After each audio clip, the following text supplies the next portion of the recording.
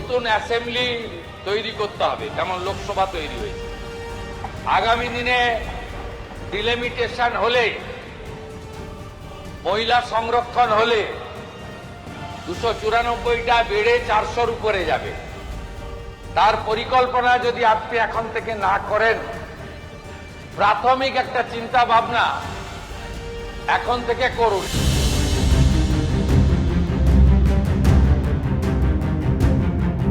ইতিমধ্যেই কলকাতা পুরো আসন পুনর্বিন্যাসের কাজ শুরু হয়েছে রাজ্যে।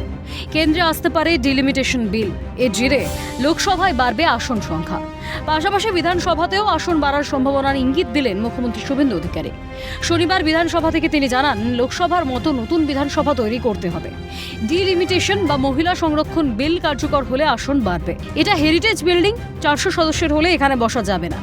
এই বিষয়ে কেন্দ্রীয় শিক্ষা প্রতিমন্ত্রী সুকান্ত মজুমদার বলেন, কেন্দ্র সরকারের তরফ থেকে মহিলা সংরক্ষণ বিল পাশ করার জন্য এর আগেও চেষ্টা করেছে, বিরোধীরা আনতে দেননি। আবার চেষ্টা করব আমরা। মহিলা সংরক্ষণ বিল পাশ হলে বিধানসভায় ডিলিমিটেশন করতে হবে। বিধানসভার সিট ক্যাপাসিটি নেই, তাই ডিলিমিটেশন ছাড়া উপায় নেই।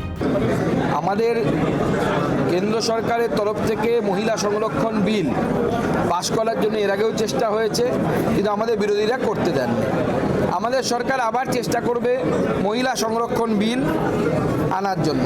মহিলা সংরক্ষণ বিল অর্থাৎ 33% মহিলাদেরকে যদি আরক্ষণ দিতে হয়, সংরক্ষণ দিতে হয়, তার জন্য সেই বিলের মধ্যে উল্লেখ আছে যে ডিলিমিটেশন হতে হবে।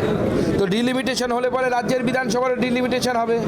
স্বাভাবিকভাবে এখন যে প্রাচীন বিধানসভা আছে, যে বিধানসভা অনেক দিন আগে তৈরি, তার সিট ক্যাপাসিটি যা আছে তা দিয়ে তো সম্ভব নয়। আর এই রাজ্যে বছরের পর বছর না মুখ্যমন্ত্রী আবাস আছে, না মন্ত্রীদের থাকার ব্যবস্থা আছে।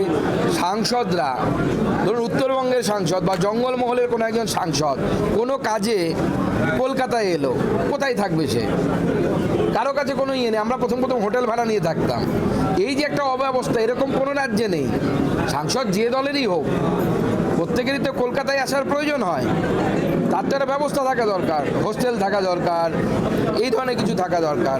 তো এই রাজ্য সরকারের আগের যে রাজ্য সরকারগুলো ছিল, সেই রাজ্য সরকারগুলো এই রাজ্য সরকারের হাতে চরম চ্যালেঞ্জ দিয়ে গেছে। মাননীয় মুখ্যমন্ত্রী সঠিক সিদ্ধান্ত নিয়েছিলেন এবং ধন্যবাদ জানাবো। ওনার সাথে আমার এর আগে একবার কথা হয়েছিল, তখন আমি এই বিষয়টি ওনার সাথে আলোচনা হয়েছিল, তখনও আমরা এই সিদ্ধান্তে উপনীত হয়েছিলাম যে হ্যাঁ, যে পশ্চিমবঙ্গে নতুন করে বিধানসভা হওয়া প্রয়োজন, মুখ্যমন্ত্রী আবাস প্রয়োজন। আজকে শুভেন্দুবাবু মুখ্যমন্ত্রী আছেন, আমরা সারা জীবন ক্ষমতায় থাকবো না, অন্য কেউ মুখ্যমন্ত্রী হবেন, তখনও উনি সেখানে থাকবেন। এই বিষয়ে শিল্পমন্ত্রী তাপস রায় বলেন, বিধানসভার আসন সংখ্যা বাড়লে নতুন বিধানসভা ভবন করতে হবে, সেটা নিয়ে ভাবনা চিন্তা করা হচ্ছে। লিমিটেশনটা তো হচ্ছে কলকাতা পুরসভাকে কেন্দ্র করে, আর আসন বাড়বে তখন তো সেটা বিধানসভার ডিলিমিটেশন, আসন বাড়বে। আসন বাড়লে আমাদের তো বিধানসভা ভবন ভাবতে হবে। সেই ভাবনা চিন্তা চলছে। সেই ভাবনা চিন্তাই কথাই কালকে আমাদের সম্মানীয় মুখ্যমন্ত্রী এবং সম্মানীয় অধ্যক্ষ মহোদয় স্পিকার বলেছেন। নতুন বিধানসভা ভবন হলে কোথায় হবে বা কিভাবে বিধানসভার আসন পুনর্বিন্যাস হবে, সেই নিয়ে এখনই খোলসা করেননি মুখ্যমন্ত্রী। তবে বিধানসভার আসন সংখ্যা বৃদ্ধি পেলে বাড়বে বিধায়কের সংখ্যা, কমবে বিধায়কদের এলাকার পরিসরও। ফলে এলাকাগুলিতে আরও ভালোভাবে নজর রাখতে পারবেন বিধায়কেরা। বাড়বে উন্নয়নমূলক কাজ, মত রাজনৈতিক মহলে। ক্যালকাটা নিউজ।